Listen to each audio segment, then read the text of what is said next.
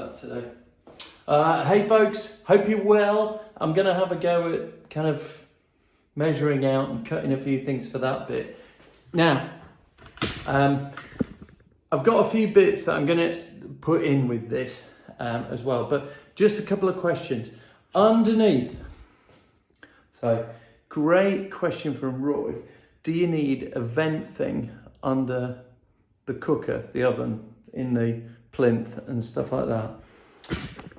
Not that I'm aware of. However, what you're going to have is, because there's a drawer unit underneath and because there's little bits, there's going to be enough air, if it needed air, to go in. But I think that you don't really need much air because the fan is distributing the air that goes around it. Anyway, I don't know, but it hasn't said that I do need it. But there you go. So I'm gonna try and measure up for this sort of thing. But the really exciting stuff happened yesterday.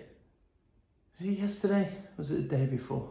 What a fantastic day, and I'll tell you why now. As I say, I went to this kind of home builders renovation conference hall thing, and there were all sorts of people there who were talking about things. Now, for example, this floor, I'm not going to do it, but they were talking about retrofitting underfloor heating. If you know anything about underfloor heating, and surprise, surprise, I don't really. I sort of do, but I don't. Never done one. But you build it up, you sort of dig right down, and then you put a damp-proof membrane, and then you put hardcore, then you put other membranes, and then you put insulation. Then you'd put this kind of castle thing where you lay out the pipes, and then you put 6 inches of screed on top. Yeah? So the idea is the heat doesn't go into the insulation. The insulation stops you heating up the entire floor, but it sends it upwards and heats the layer of screed. One of the things that I've noticed about that is it's really hard, if you're building something, in your head to know exactly where everything is. So here in the kitchen, let's take this as an example. If I'd have done this floor here and marked it out where we'd have put the kitchen, so you don't want heating under your units. So you'd mark out your units and you go, yeah, that's where we want them, and all the rest of it. And then you sort of bury your pipes and you put your flooring down, and then you put the kitchen on top. What happens? I've always thought this. What happens if something slightly changes and you need to move the cupboards, or you need to move a stud wall or a door or something, and it doesn't quite line up with where you had it? Are you going to get hot patches, cold patches, and all the rest of it? And I thought, God, that's really hard, because you can't move it because it's 6 inches or so under the screed. So you've got a solid floor and it's knackered. So JK Flooring, they had a machine, and it was like, you know, sometimes when you see people and they're polishing floors and they're pushing a big thing, sometimes in an airport, and it's like a big sort of unit, a big square thing. It looks like you're pushing a box sort of thing on little wheels. Well, this thing, as it goes, it cuts a channel in your floor. It then, you lay the pipes in it, connect it to your manifold, put your flooring surface on top. And I was thinking, boom, that's incredible, because what it means, if I wanted to put it in here, ideally I'd have to have dug all this out and gone down really deep to then build it back up to this floor, because you can't just put 6 inches normally on a flooring, because your doors, you'd be on your hands and knees getting through doors and stuff like that. So this is like a retrofit thing, and I was thinking that I like the idea of that. And coming up soon will be the next dream house. It's not quite across the line. We're not quite kind of allowed to do it yet, but that is one where I kind of want to build the whole thing. This sounds really weird. It's like a rectangle, but I don't know where the internal walls and other things are going to go. But it makes it a hell of a lot easier if you've got a floor in, so that you can do it and build and mess around and do all the rest of it, and then come back and fit the underfloor heating, which is what I'd like. And this looks like a genius solution for it. So I'll try and put a link in or something, or I'll try and tag him. Oh, I don't know. I'll try and tag him in or something like that, and you can see what I mean. But it looks really cool. So that's one thing. I'm going to do a bit of this, and I'll come back and tell you the next exciting bit in a minute. Right, so moving on. Tra la la la la la la, tra la la la la la la la.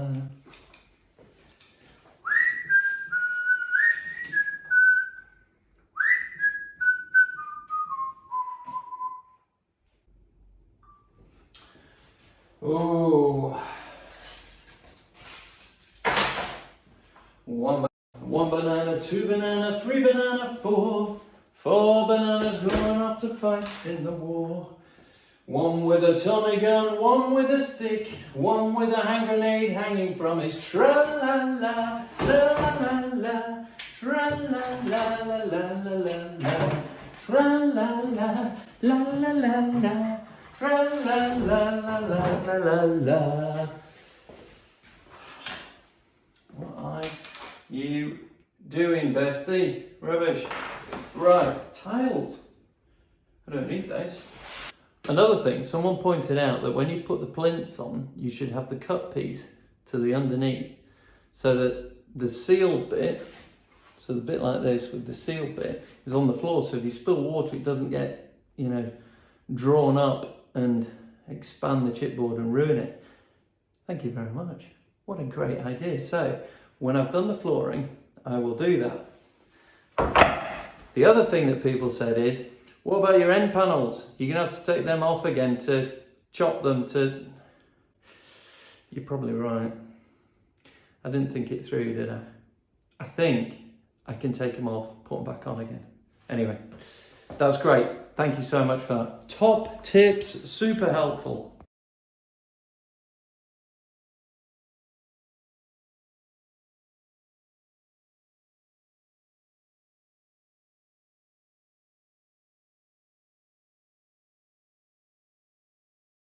Sweeney's doing 90 because they got the wood to go to get a gang of villains in a shed down at Heathrow.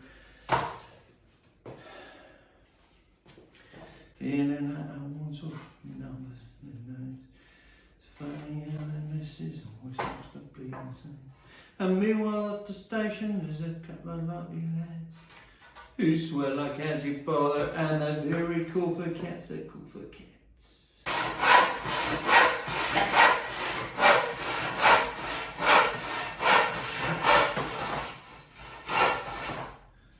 Why have I cut that long? Don't need to be. I only need it to there. How stupid can you get? Pretty stupid. Never underestimate how stupid you can be. If I put that one onto there, then we have a shorter one on there. So if that went there like that, parallel with that one comes in here. How far have we got to go?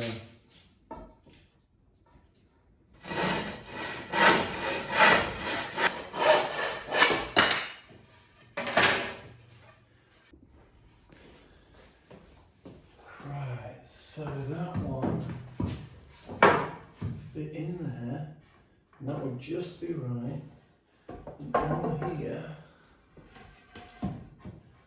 that would then have a piece that I did to there.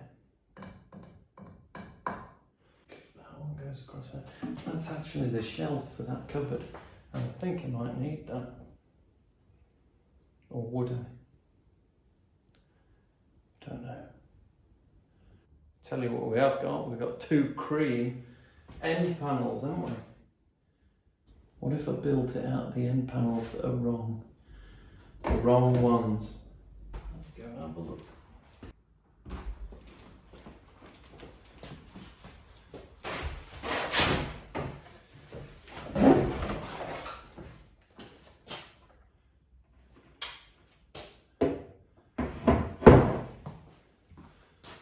Nah, it's wrong colour. Totally the wrong colour. No, scrap that idea.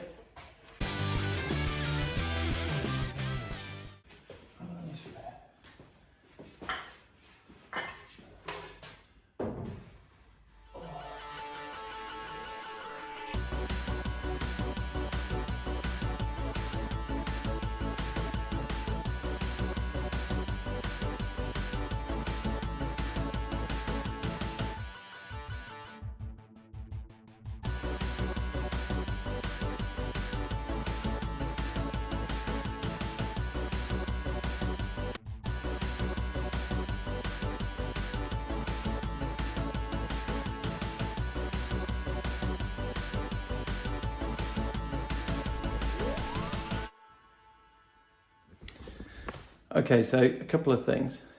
Number one, never send me shopping. I always come back with far too much stuff, but I just fancied.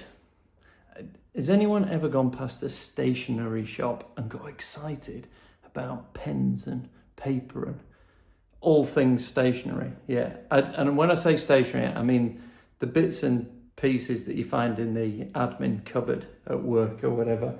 Yeah, I don't mean a shop that isn't moving stationery. But yeah, have you ever gone past that and got quite excited? Yeah, I do the same in DIY, and there were a couple of things here.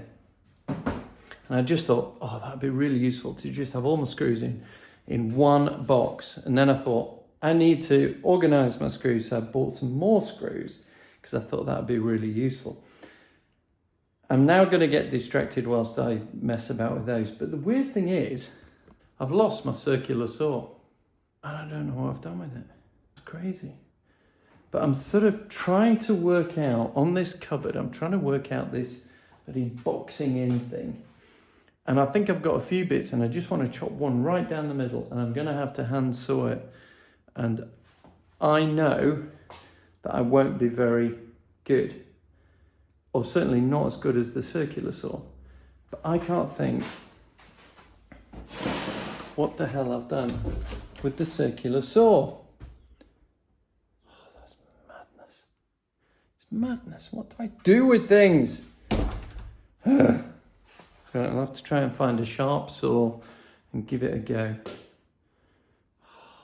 That's annoying. Getting distracted. Yeah, stop. Get on with it. Get on with it, bestie. Ooh, look at all the things I need to buy. Like that. This isn't getting the job done. Stop messing.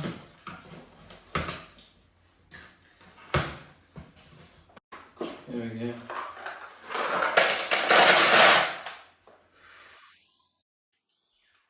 Do they fit? Oh, they fit in that one.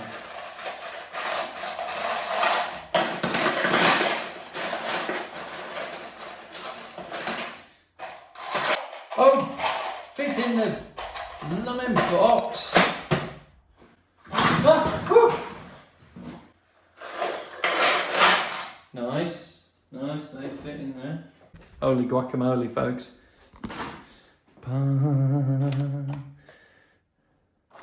Look at that. Yeah, doesn't shut. Of course it doesn't shut. Because there's one or two that stick up. And as you pull them out, more stick up. There we go, that's got to be it. Oh, superb. Right, now I've had my little mess about, I need to get on with actually doing something, don't I? So let's lock that up. Put that to one side. That is not a box you want to drop and have scatter when you're outside where you've parked your van or car, because you'll never find them all. Let's cut that bit of wood.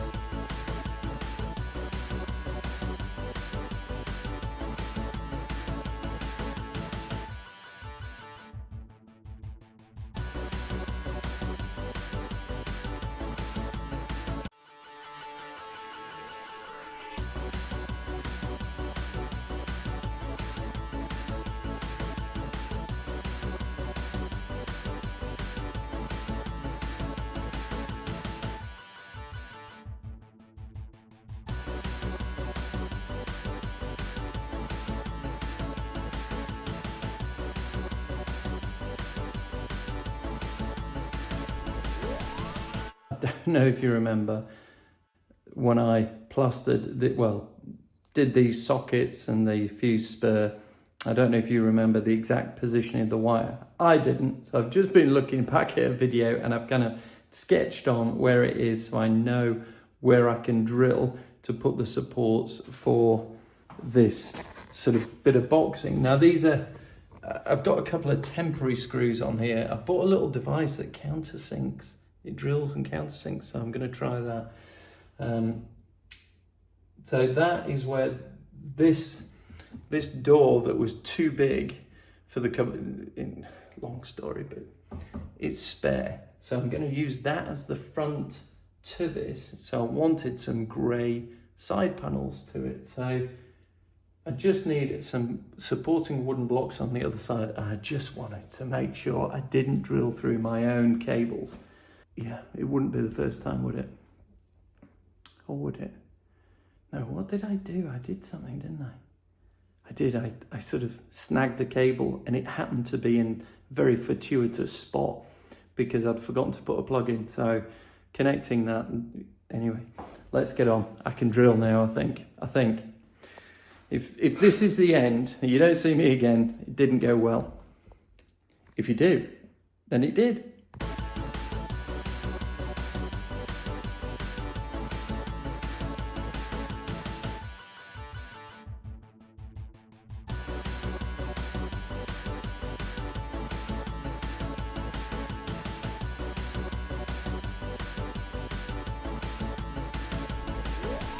Right, so the boxing in has begun. And on that note, as I say, I'm disappearing off to see a man about a dog, and I'll see you later as we continue the escape to the dream house.